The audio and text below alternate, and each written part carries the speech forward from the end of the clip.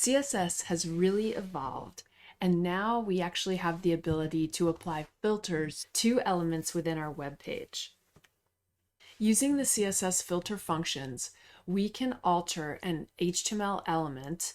Generally, we do this on images, but you can use it on other items as well. And this is happening before it gets displayed in the browser. We have all sorts of things that we can very easily do with code, which will give us a lot of flexibility. Not only can we apply these amazing filters to our elements, but we can also animate them and manipulate them in all sorts of ways. Support for this is really good, so let's take a look at the filters. The ones that we're going to be talking about here are the following. We'll start off with blur. As you can imagine, this will blur the effect on an element. You can set a value in pixels ranging from 0, which is no blur, and then increasing the value. When you use blur, a little goes a long way. The next one is brightness. This adjusts the brightness of an element. You can set the value between 0, which is completely black, and 1, which is normal brightness. Anything higher than 1 will increase the brightness, and you can use percentages or numeric values. Then we have contrast. This will adjust the contrast of an element. Like brightness, the value can be set between 0 and then increasing from there. If you use 0, your element is going to be completely gray. 1 is normal contrast, and anything higher than 1 will increase the contrast. When you increase the contrast, you are manipulating the light and dark values in an image. We also have grayscale, which will convert an element into grayscale. The value can be between 0, which is no grayscale, and 1, which is completely grayscale. Sepia allows you to create an old-timey effect on a particular element. This applies a sepia filter to the element. The values can be 0, which is no sepia, and 1, which is completely sepiaed out.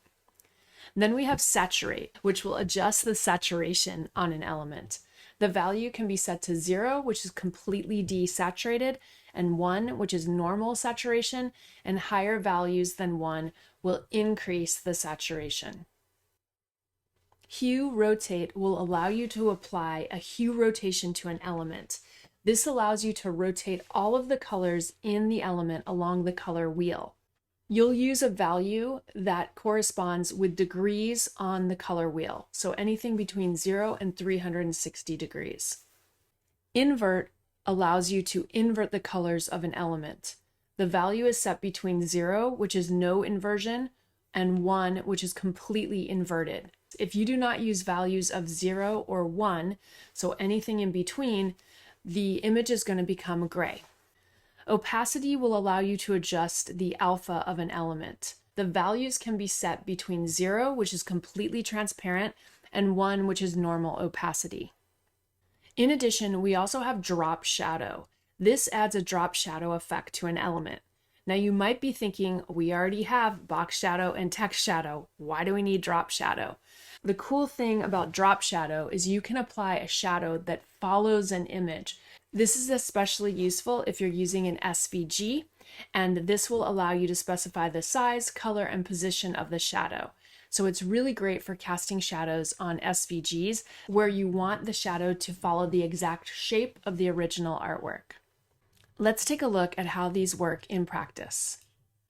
Here's the file that we're going to be working with, and as you can see, I just have the exact same 2 images that are displaying, and then I have a headline identifying which of the various filters we're going to be using. This is what my HTML looks like.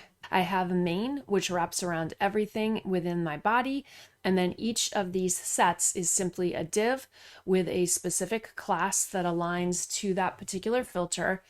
It contains an H1 and an image, and everything is pretty much the same here. The CSS that I've already created is just some general CSS. I'm using some variables for colors. I'm zeroing out margin and padding and setting box sizing to border box. I have a couple of rules on my body, on my H1. I'm making my images responsive. I have some rules on main just to set up the layout. And then I have some rules on my main div, which control how they sit in the page. Let's go ahead and begin. We'll start off with blur.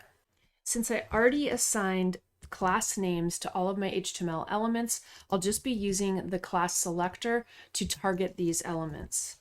For the most part, we're only going to be using one property value pair, so I'll keep these on the same line. In order to use the filters, you'll use the filter property, and then you're going to pass in the actual type of filter that we want to use. So in this case, I'm going to start off with blur. Blur takes values that are pixel based. So if I set the blur to 5 pixels and I refresh, you will see how this area of my page becomes blurred.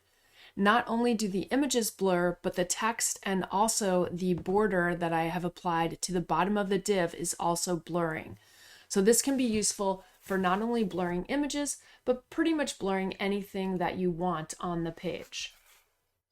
The blur filter is basically allowing you to apply a Gaussian blur filter effect to any element. Let's try brightness next. Brightness adjusts the brightness level of an image. The filter applies a linear multiplier to the input image, making it appear brighter or darker. It accepts values between 0 and 1 or a percentage-based value. So if we go ahead and specify 0 as the value and we save, if you keep your eye on this area of my page, you're going to see that the whole entire thing becomes completely black, which is what we would expect. If we use a value of 100% and we refresh the page, you will see that no change occurs. So this is how the image naturally looks. Values less than or greater than 1 are going to determine how dark or bright an image will be. If we change this to 40% and we look at our page, you can see how we can still see the image, but everything is appearing a little bit darker. Conversely, if we increase that value past 100, it's going to make everything appear lighter, like so. The contrast filter works in a similar way. It just adjusts the brightness difference between the darkest and lightest parts of an image, giving it a more or less enhanced look. Once again, we can pass in values that are numeric or percent based.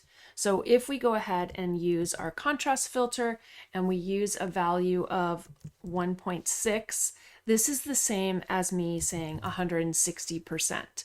If we save and we refresh, you will see that this image now has more contrast.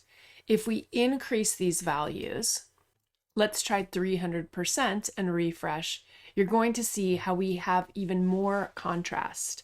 And then anything less than 100% or less than 1 is going to decrease the contrast in a particular image. And you'll see how the image starts to get a little bit grayed out if there's areas of white that occur within the image.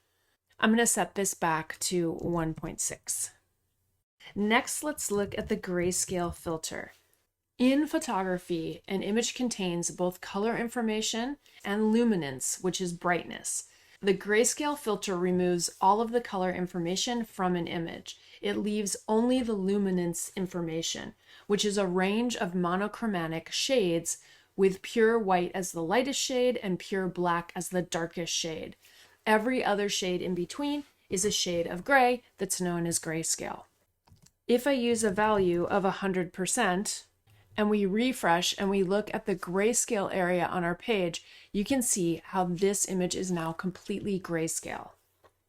You can use values between 0 and 1 or 0 to 100%. 100% or 1 results in a completely gray image. If we use something less than that value, you'll get something where the image has more of a desaturated type of look. I'll set this back to 100%. Let's move on to invert. When you use invert, you want to think of the color wheel. When we apply the invert filter, it flips the hue of every color present by 180 degrees, converting each color to the direct opposite on the color wheel. If we pass in a value of 1 and we go ahead and refresh, you're going to see that everything in my image, including my text, has been inverted to the exact opposite of what it originally was. Bright areas become dark, red becomes cyan, magenta turns green, blue becomes yellow, and vice versa, giving the image a color negative effect. You can pass in values that are between 0 and 1 or a percentage value that is up to 100%. If we use a value of 50% or 0.5, you will see that everything in the image is going to turn gray. Unless you want something to look gray, it's probably not going to do much for you. Now, if we move on and we add something like 80%, you can see that it's going to do like a partial invert. The colors are starting to switch over, but they're not completely inverted. I'll go ahead and set this back to 100%. Now let's use the opacity filter.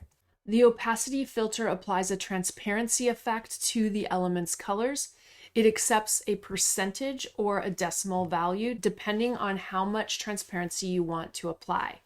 If you add a value of 0, the result is going to be completely transparent, and 100% is going to be completely opaque with no transparency. Anything in between is going to give you partial transparency. So if I pass in 0.3, you're going to see that my opacity area is going to fade out and take on a 30% opacity. The CSS saturate filter enhances or decreases the intensity of color. This is known as saturation. It will make the image appear more or less vivid. It accepts values between 0 and 1 or a percentage-based value. If we pass in a value of 100% or 1, the image will stay as is.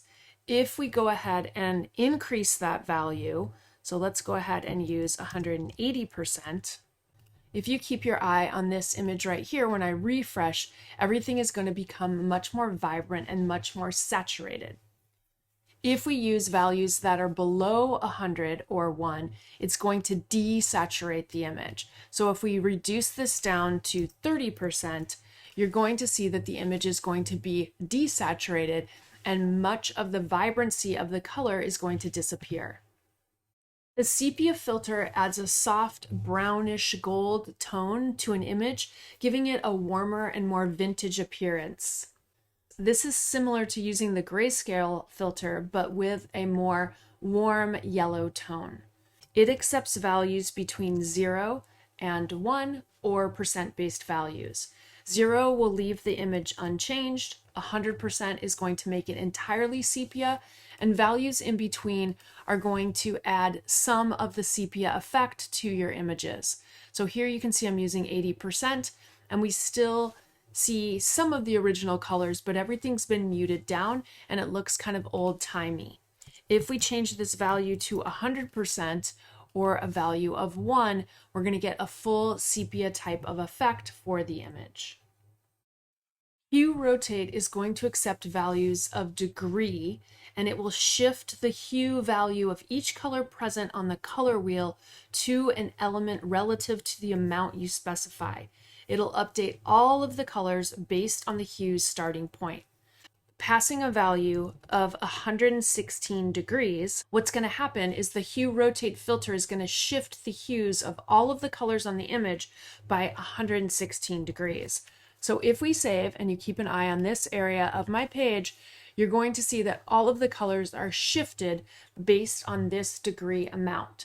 So any of the colors are going to turn on the color wheel and shift from red to blue or from blue to pink in this case because I'm using 116 degrees. If we change this to 180 degrees and we save and refresh, you're going to see that the images are going to shift based on this new amount that we're changing the values along the color wheel. You can have a lot of fun with these values and you can really alter images drastically. Let's move on and look at the drop shadow filter. Drop shadow is going to be similar to what you've used with box shadow or text shadow. It's going to apply a blurry colored background shadow to an element, giving it more of a three-dimensional look. You'll pass in 4 parameters when applying the drop shadow to an element. The first value is the X offset. The second value is going to be the Y offset. The third value is going to be the blur radius. So you can think of this as the amount of blurring that you want. And then the final value is going to be a color. If we save now and we refresh, you will see that this is going to create drop shadows on all of the elements within this div. So both the text and the image are going to be affected. Now, what makes the drop shadow filter so amazing is that you can add shadows to things that do not fit inside of the box model. For instance, if we go into our HTML and if we change our image to use an SVG image and we go ahead and save, when I refresh, you're going to see that the drop shadow on the whale image is following the contours of this particular image. So it is not following a typical drop shadow that we would normally see on a box-based element, which is how drop shadows have always worked prior to this particular effect. What I'm going to do here is I'm going to add a class of drop shadow to the whale image. So not only do we have the drop shadow class on the div, but we will now also have it on the image itself. And when I refresh, you can see that the shadow has been intensified on this particular element.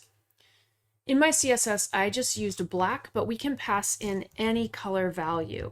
So if I change this to one of my variable colors and we save, you will see that the drop shadow is now going to change to more of a blue type of shade. This is a great effect, especially if you're going to be wanting to use it on SVG images and you want the drop shadow to constrain to the shape of the actual image. The final filter that we're going to be looking on here is the backdrop filter. This allows you to combine any of the filters that we just looked at with a nice effect that will allow you to overlay something on top of an image. So let me show you what this looks like. It'll be easier to show you rather than trying to explain it. I'm going to need to create some additional CSS to ensure that this works correctly. I'll target my backdrop class, and I'm going to go ahead and use a display of flex direction of column. We'll use justify content center and align items center. And then we're going to use position relative. Next, I'm going to target backdrop : before. This will create a pseudo class element that does not currently exist in the page. We're going to go ahead and add content, and I'll have this say backdrop filter. I want this to display as block. I'm going to add padding of 1 rem.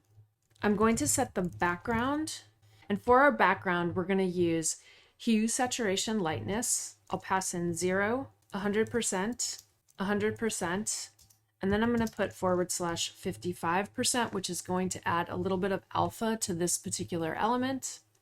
Then we're going to use our backdrop filter, and we write backdrop dash filter, and then you pass in whatever filter you want. For this first example, let's pass in Sepia, and we'll just use 100%.